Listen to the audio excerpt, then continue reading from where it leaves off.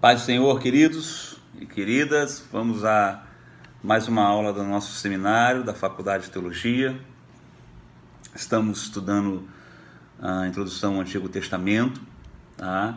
E hoje a aula é sobre monarquia em Israel, monarquia e profetismo.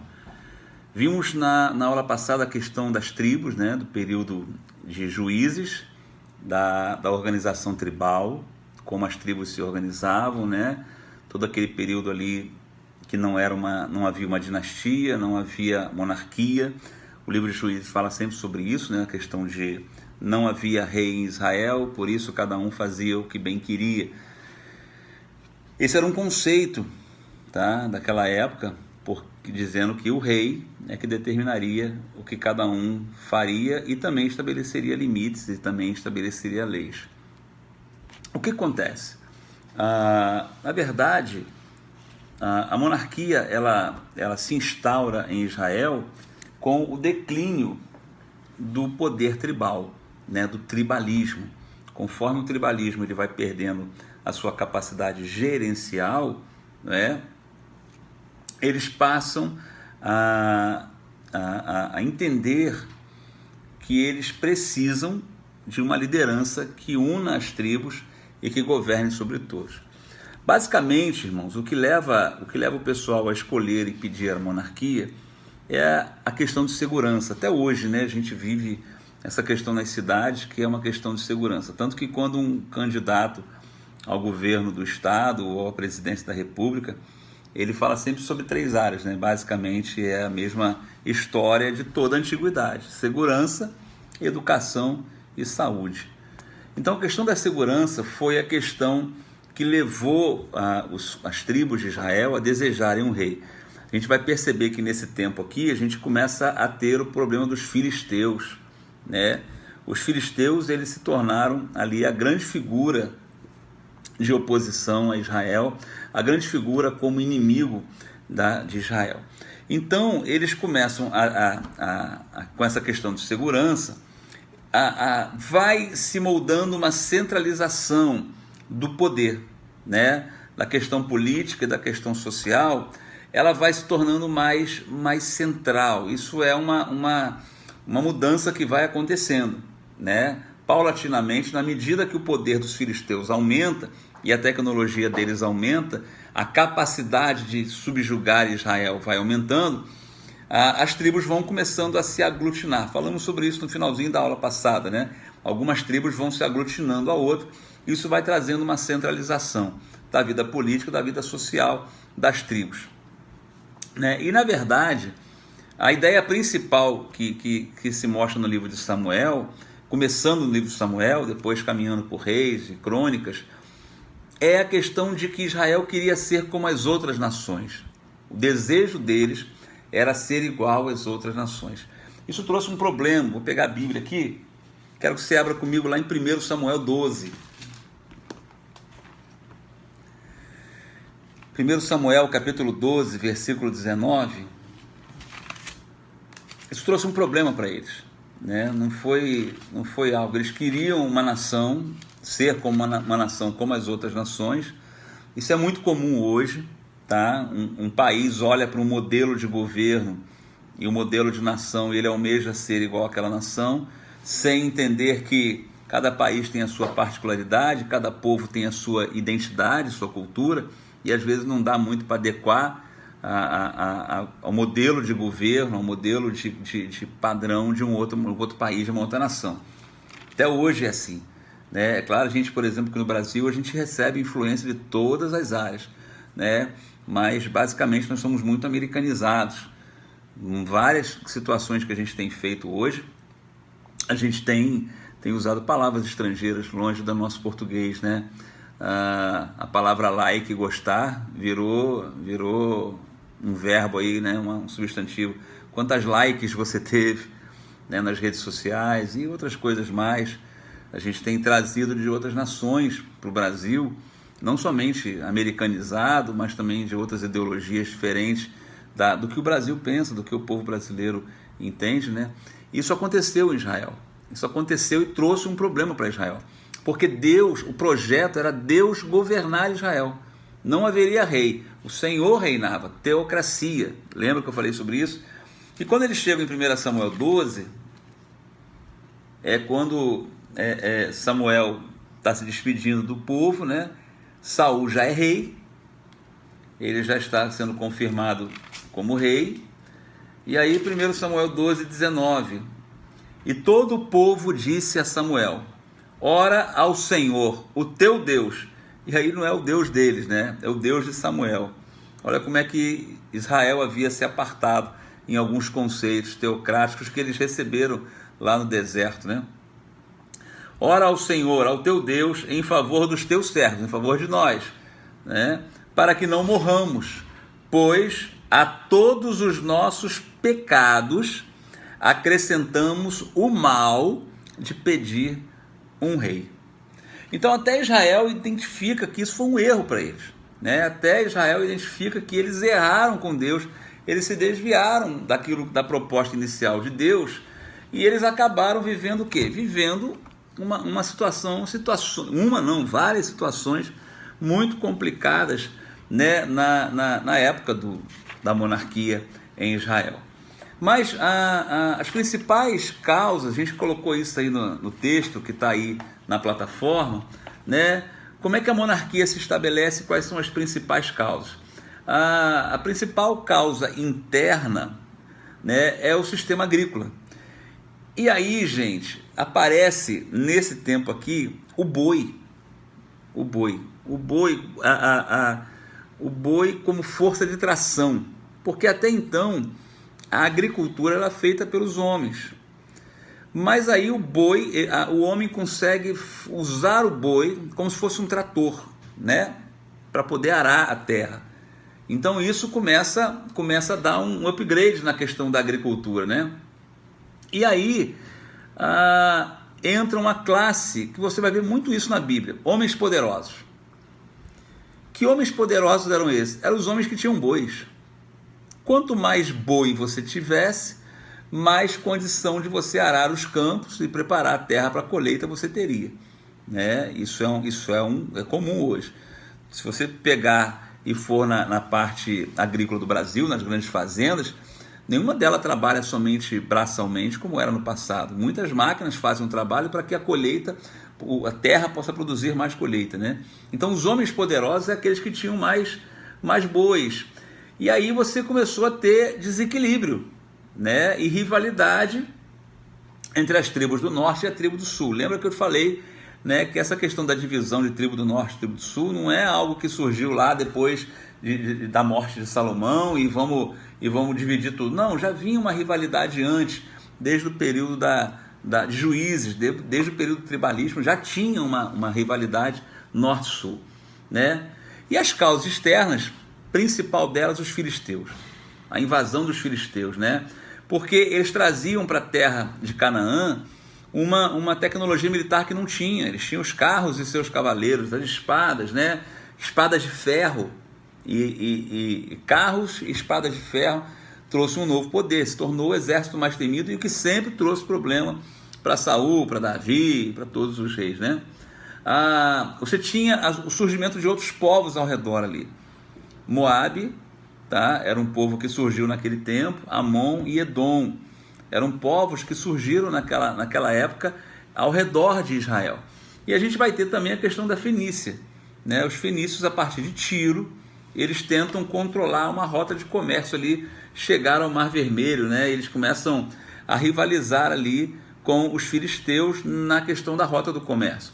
Entenda uma coisa: na antiguidade, e até hoje é assim, quem detinha as rotas de comércio detinha o poder financeiro, né? Se cobrava muito imposto, se cobravam pedágio das caravanas que atravessavam e faziam o comércio. Então, por terra era muito perigoso, havia muito assalto, muitos ladrões, muito roubo, e também os pedágios, os impostos que eram cobrados para se entrar e atravessar uma região para chegar a outra região.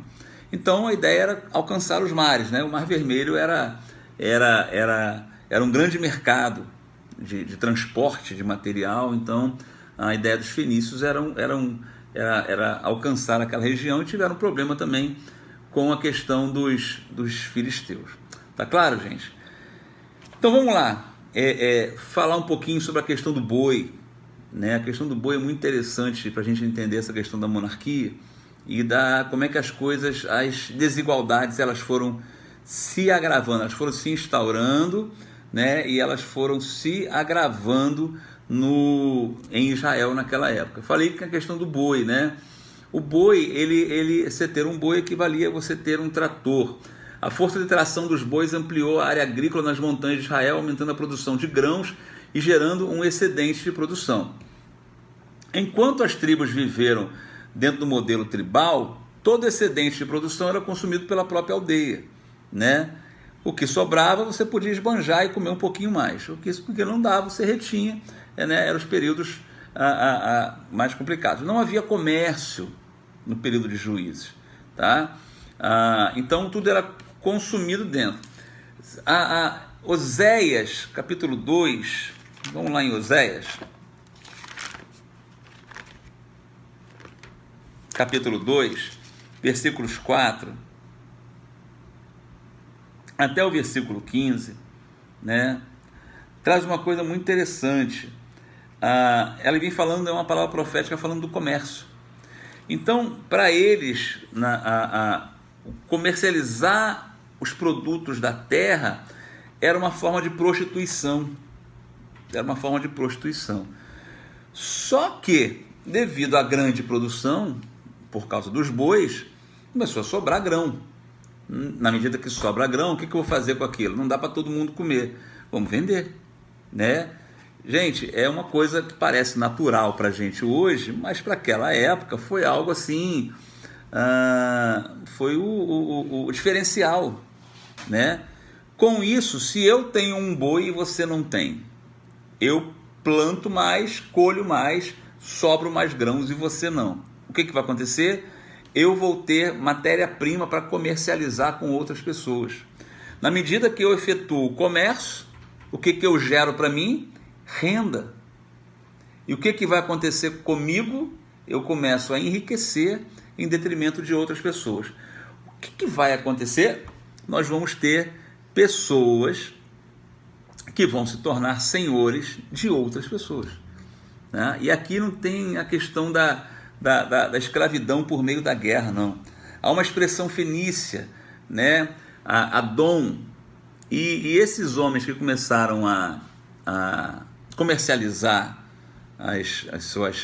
os seus grãos e ter dinheiro, eles começaram a receber o título de senhor, que é o Adom, ou seja, começou a ter um problema social no meio de Israel, que eram os pobres, né? No meio das aldeias, a gente não está falando ainda de cidades, tá, gente? A gente está falando em aldeias. Cidade é uma estrutura diferenciada. Então, no meio daquelas aldeias começam a surgir pessoas endividadas, né, que vão se entregar por conta da dívida para os proprietários, para os adons ou adonins, né? E eles vão se entregar para trabalhar. Olha, eu não tenho como pagar a minha dívida, mas eu pago a minha dívida com trabalho, né? E assim as pessoas vão se tornando servos de senhores. Então a gente vai começar a ter os senhores daquela época, né? Os proprietários de terra. O que é interessante é que a gente vai começar a ver que algumas pessoas assumem o título de Baal. O Baal era a divindade cananeia, tá? Existem, gente, vamos lá. Existe a divindade cananeia, o deus Baal. Isso é uma coisa. Mas a palavra cananeia, da região dos cananeus, de Canaã, onde estava Israel, para Baal, ela começou a ser aplicada a pessoas que eram proprietários de terra. Porque, na verdade, a palavra Baal significa dono, proprietário, patrão ou divindade. Então, a gente conhece mais o Baal divindade, o deus Baal. Essa é uma coisa. Mas, às vezes, alguém olhava para uma pessoa muito rica e dizia, ele é um Baal, né? Ele é um senhor muito rico, ele é alguém muito... É como se fosse hoje, por exemplo, a gente tem no militarismo um posto de oficial chamado coronel. Coronel. É um posto militar. Mas, durante muito tempo no Brasil, alguém que detinha muitas terras era chamado de coronel, né? Mesmo que ele nunca tenha servido a um regimento, a um quartel, nem que ele nunca tenha sido um oficial de guerra. Por que ele recebia o título de coronel aqui no Brasil, né? Aquelas terras, aquela fazenda é do coronel fulano. Mas ele nunca foi um coronel de exército. Ele era alguém que governava, né?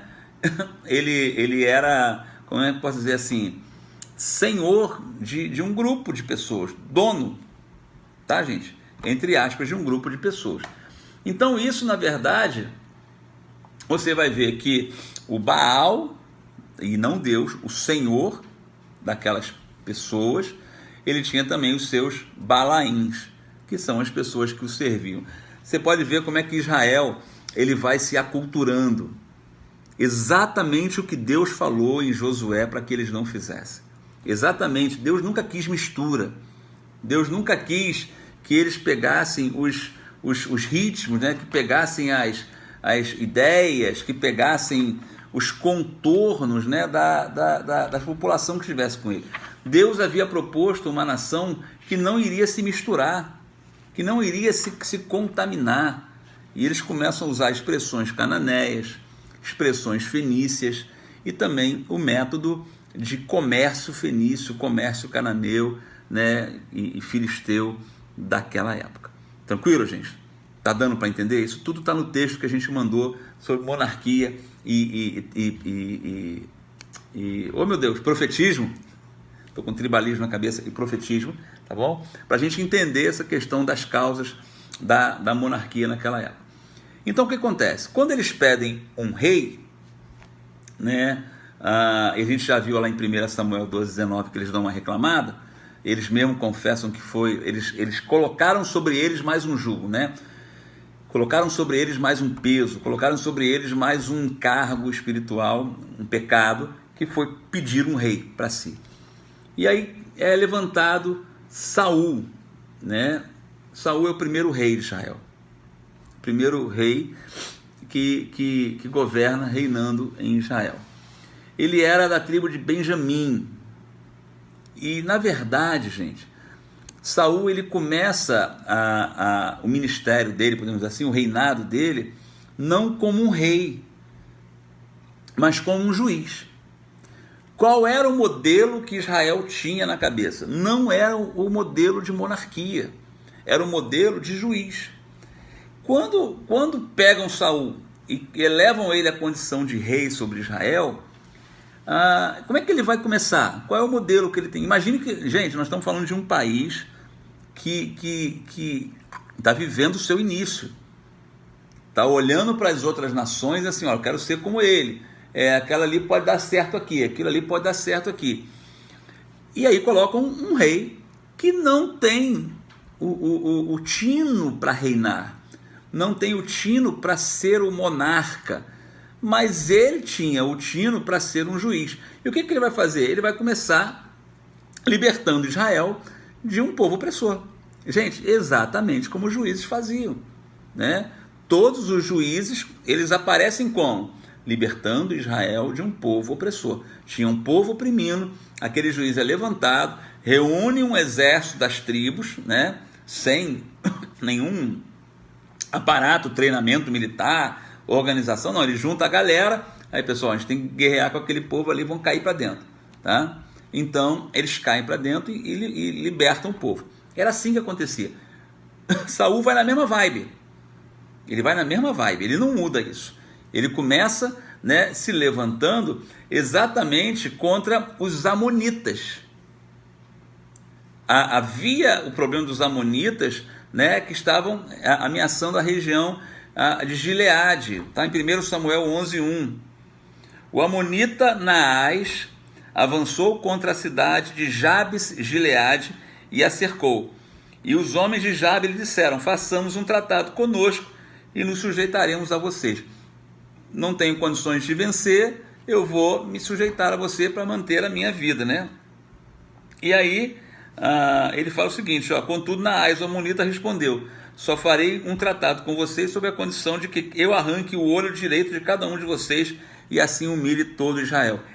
é nesse contexto aqui que surge Saul. Um contexto que Jabes de Gileade, está sendo pressionado pelo Amonita, pelo rei Amonita, né? E Naás, o nome dele, e ele se levanta para fazer o quê? Guerra contra ele. Então, o que ele faz? Junta um exército popular, gente, o mesmo molde dos juízes, né? Ele junta um povo ali, né? E vai até lá e livra ele. Está aqui, ó, versículo 9. Disseram aos mensageiros de Jabes: digam aos homens de Jabes de Gileade: amanhã, na hora mais quente do dia, haverá libertação para vocês.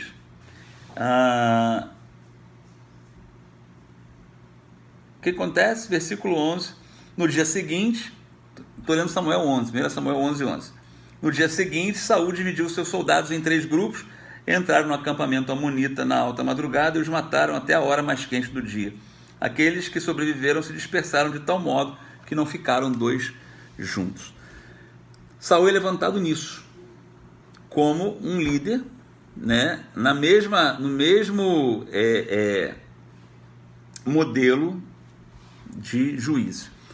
O que é interessante é que Saul ele não governa sobre todo Israel.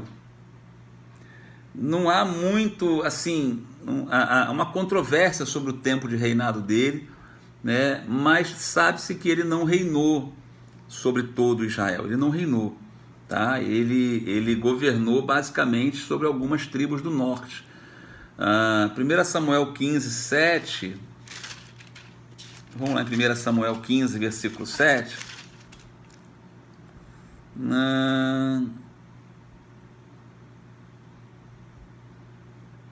Cadê? Aqui, ó.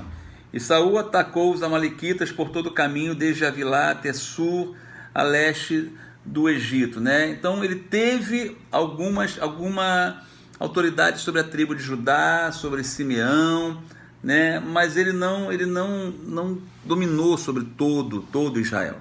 A gente vai ver essa expressão sobre todo Israel quando Davi reina, né? E na verdade, assim, existem 2 coisas que a gente precisa entender. Primeiro, que a rejeição de Saul, ele se dá por uma questão de desobediência a uma ordem direta de Deus, né? A gente vê que Deus tira o reinado de Saul. Na primeira mancada que ele dá, Deus tira. Algumas pessoas acham isso forte demais. Davi foi um rei que errou pra caramba, aprontou pra caramba, fez um monte de coisa errada, e Deus o chamava de homem segundo o coração dele. Mas Saul, na primeira mancada que ele dá, na primeira derrapada, Deus já tira. Por que Deus tira? Porque Saul vai errar onde ele não podia errar. Saul vai errar justamente na questão da obediência. Por isso que quando Samuel vai confrontar Saul, ele fala o seguinte: olha, obedecer é melhor do que sacrificar. Por quê? Saul sacrifica porque ele entendia que o sacrifício era para agradar o Senhor. E, gente, isso era um conceito daquela época, um conceito cananeu. Você sacrificava algo aos deuses para que os deuses dessem, se você obtivesse favor aos deuses. Isso é antigo. Saul, ele seguiu a linha cananeia, né? Ele tinha que obedecer, esperar Samuel chegar para que Samuel oficiasse o sacrifício. Quando ele percebeu que Samuel estava demorando e a situação foi se apertando, ele falou assim: é melhor eu sacrificar para obter o favor do Senhor, e aí eu ganho a guerra. Foi a ruína dele. Mas além disso, né, Saul tinha uma forte oposição interna, porque ele não conseguiu a adesão das tribos. Ele não conseguiu, né? Ele vai criar uma capital que é justamente na região de Gileade. A região que ele havia vencido lá os amonitas, é exatamente isso, tá? Que ele vai fazer o quê? Ele vai estabelecer ali como capital, tá? Não era uma capital, né? Não é uma cidade, mas era um local que ele já começa a dar uma certa ideia de administração, né? Mas assim, você tinha o problema dos santuários. Lembra que eu falei na aula sobre tribalismo, dos santuários? Betel, o povo ia para ali para sacrificar, eram pontos de peregrinação para sacrifício, né? E aonde tem o povo sacrificando, onde o povo está se aglutinando, há consciência política, há discussões, né? Há conversas. E ele, nesses santuários, Saul não tinha adesão. Então, ele enfrentava a questão de ser o primeiro rei, de estar começando, ter sido rejeitado pelo Senhor, uma grande oposição interna e não reinava sobre todas as tribos, né? E uma coisa que a gente precisa ficar claro, que muita gente acha que Saul morreu, Davi reinou. Gente, isso é romantismo, tá? A Bíblia não fala isso. Depois que Saul morre, o filho dele reina. O filho dele reina. A tentativa de manter o quê? Uma dinastia. Não era isso que os reis faziam? Vamos lá em 2 Samuel, capítulo 2. Cadê 2 Samuel, capítulo 2? Então, por incrível que pareça, né, Davi não foi o segundo rei de Israel, foi o terceiro. Davi, ele foi ungido no capítulo 2, rei de Judá. Gente, lembra, coloca uma coisa na cabeça: rivalidade, sul e norte. Judá está ao sul, Israel está ao norte, tá? Apesar de que nesse tempo não havia tido realmente o racha entre norte e sul, tá? Guarda isso. Mas já havia distinção, ok? 2 Samuel 2. Davi é ungido rei de Judá, tá? Versículo 8 de 2 Samuel 2.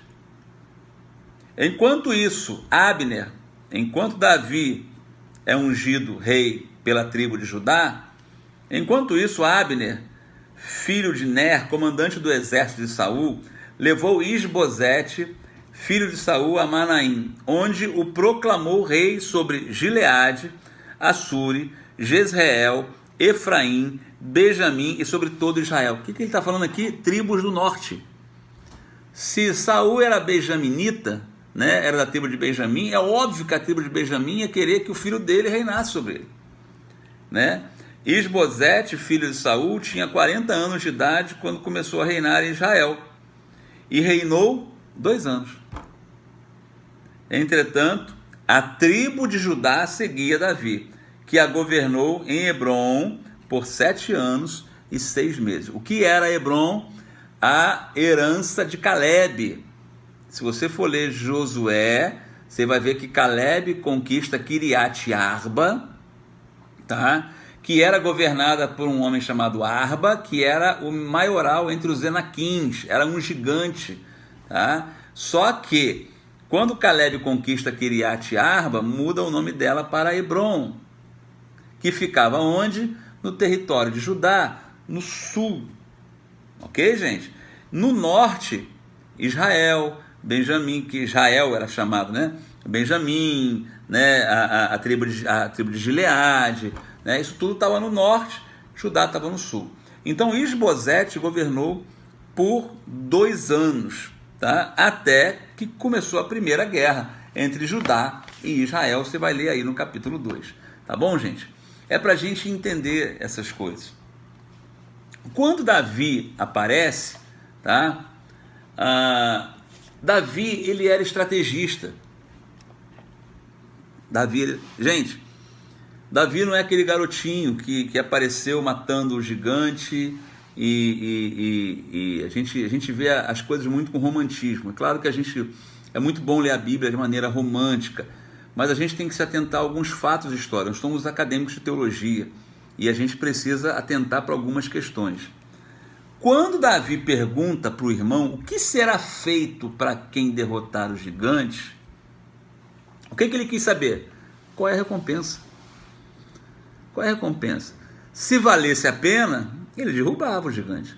Se não valesse a pena, ele não derrubaria. Estratégia.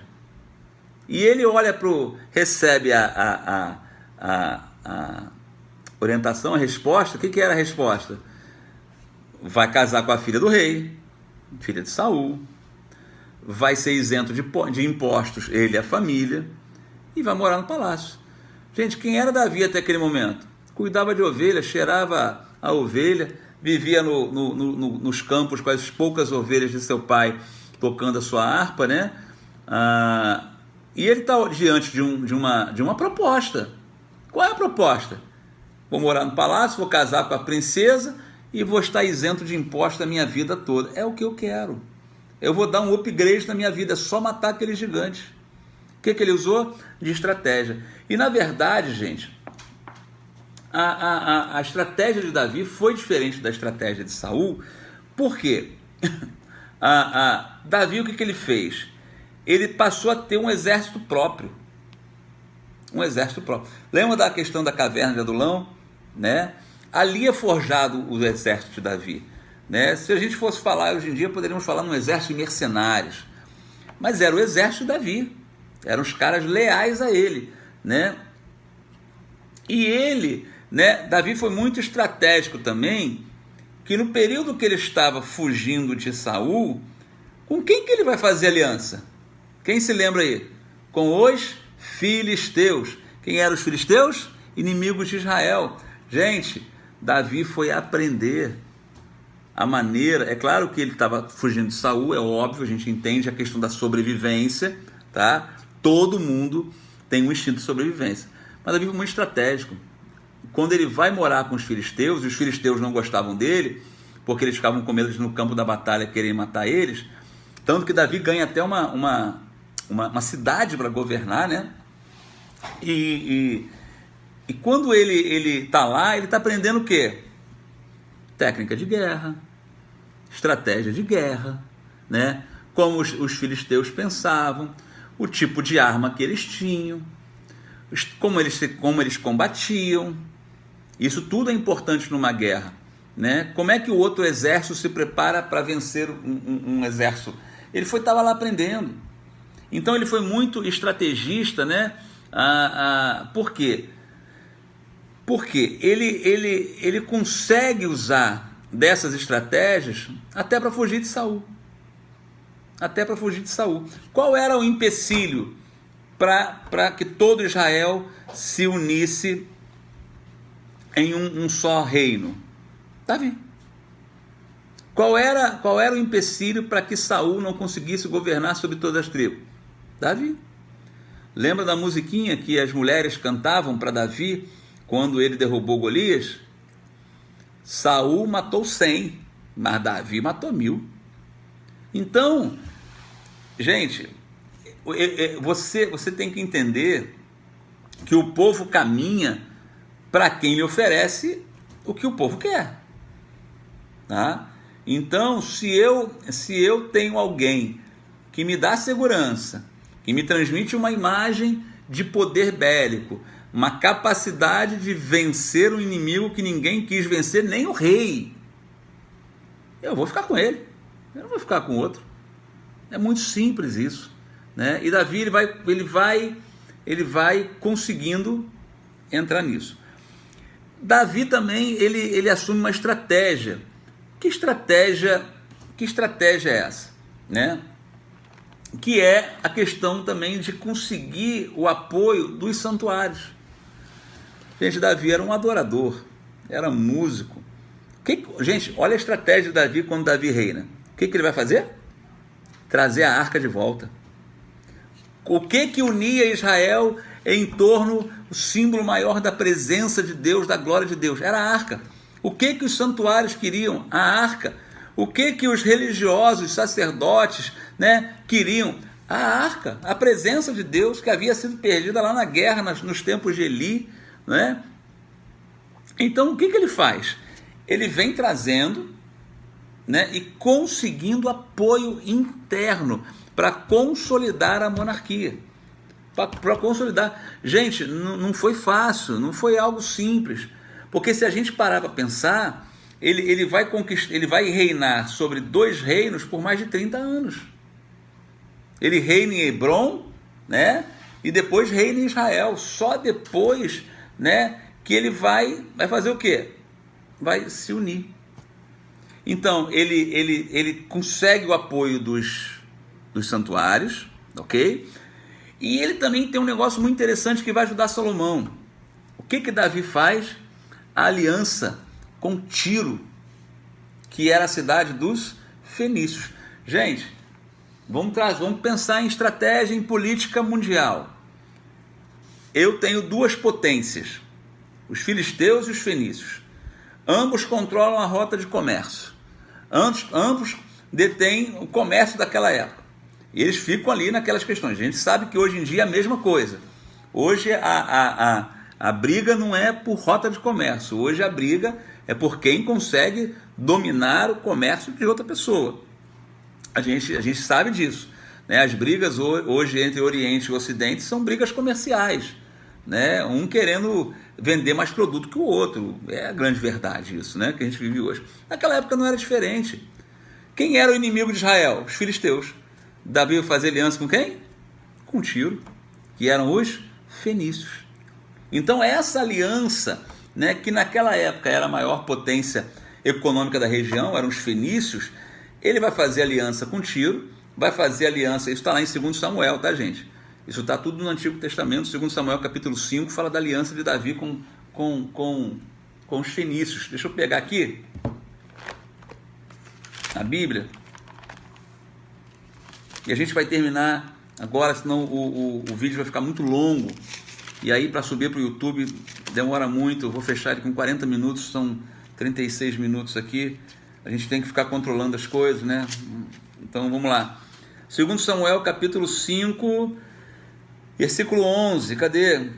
Aqui, ó, no capítulo 5 de 2 Samuel, representantes de todas as tribos de Israel foram dizer a Davi em Hebrom: somos sangue do teu sangue. No passado mesmo, quando Saul era rei, era tu quem liderava Israel em suas batalhas, e o Senhor te disse: você pastoreará Israel, meu povo, e será o seu governante. Aqui Davi começa a consolidar e junta e se torna o rei de todo Israel, norte e sul, tá?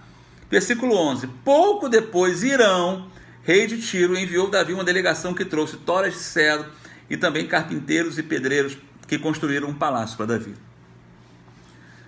Então Davi teve certeza de que o Senhor confirmara como rei de Israel e que o seu reino estava prosperando por amor de Israel, o seu povo. Olha só, Hirão, rei de Tiro, Fenícia, tá? Ele está vindo fazer o quê? Trazer presentes. E quando você vê que ele trouxe presentes, ele não trouxe de bom, ele não trouxe isso aqui, tá aqui, meu querido, olha aí, um monte de madeira boa, tô com uns azulejos bons aí, uns porcelanato, ó, cara, vou fazer o maior palácio para você. Gente, para quem habitava em tendas, para quem morou em caverna a vida inteira, aquilo ali foi uma maneira de Hirão e Davi firmarem uma aliança, ok? Depois de Davi, né, e aí, a verdade, o que acontece? A Fenícia, os fenícios vão influenciar na arquitetura de Israel, o templo de Salomão, que a gente sabe, né? As plantas estavam com Davi, o projeto estava com Davi, mas quem é que estava por trás disso, né? É claro que tinha os fenícios, Hirão, rei de Tiro, que vai fazer o quê? Vai fazer toda a construção do templo de Salomão. Então, Davi consolida a monarquia. A monarquia ela vai se consolidar com Davi, com as suas estratégias, com as suas ideologias e com as suas articulações políticas, né? O seu entendimento. Davi consegue unir as tribos, norte e sul, consegue unir também os locais de sacrifício, né? Os locais de adoração, e ele vai formando o quê? Uma unidade e uma identidade. Se a gente pode falar em monarquia em Israel, a monarquia em Israel ela começa em Davi. Ela se consolida em Davi. Começa uma proto-monarquia com Saul. Saul, né, governando a parte norte de Israel, Davi governando a parte sul de Israel, e aí vem depois Isbosete, que reina sobre 2 anos, né, sobre a parte de Israel, tem uma guerra, e depois Davi ele vai e consolida o seu reinado consolidando também a parte cultica de Israel. Tá bom, gente? Vamos parar por aqui, 40 minutos, e a gente vai gravar um outro vídeo, tá bom? E esse vídeo está sendo postado na plataforma aí. A gente está tentando suprir essa questão da pandemia, e a gente crê que isso vai passar, estamos esperando, mas já estamos em maio, e a gente acredita que esse semestre ele vai ser totalmente online. Vocês vão receber todas as orientações aí pela plataforma e pelo grupo do WhatsApp, tá bom? Valeu, povo! Deus abençoe, um grande abraço, fica na paz!